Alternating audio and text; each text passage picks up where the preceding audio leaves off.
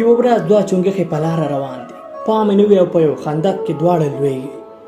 دواړه چونګښې هڅه کوي چې له خندقه ځانونه وباسي، ټوپونه وهي، بدنونه یې زخمي کېږي، خو بیا هم په خپل کوشش کې دی. دی کې له پورته لوري نه نور چونګښې راځي او دوی ته مشورې ورکوي دا خندق ډېر ژور دی، له دې خندقه وتل ناممکنه دی، هېڅ فایده نشته. د کوشش کوئ، هسې ځانونه مه زخمي کوئ، په ارامه کښېنئ، ولې ځان ته دومره په بد حالات کې مرګ غواړئ.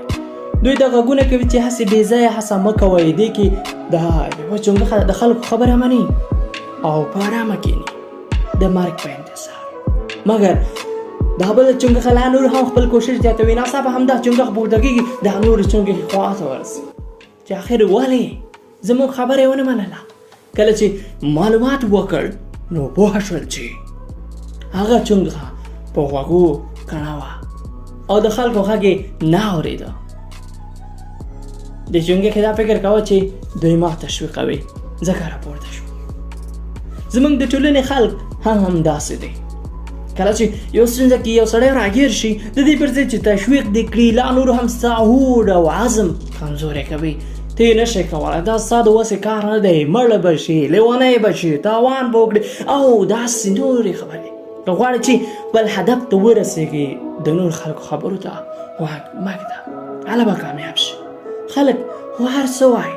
همدا خلک کله چې ته بریا ته ورسېږي بیا درته وایي هو والا زما په زړه کې خو همدا و چې یو ورځ به منزل ته رسېږي. او کله چې ناکام شي بیا هم دا خلک درته وایي ما نه ویل چې هسې ځان مستری کوه. نو بهتره دا ده چې غوږونه کاڼه کړو تر څو خپل هدف ته ورسېږو.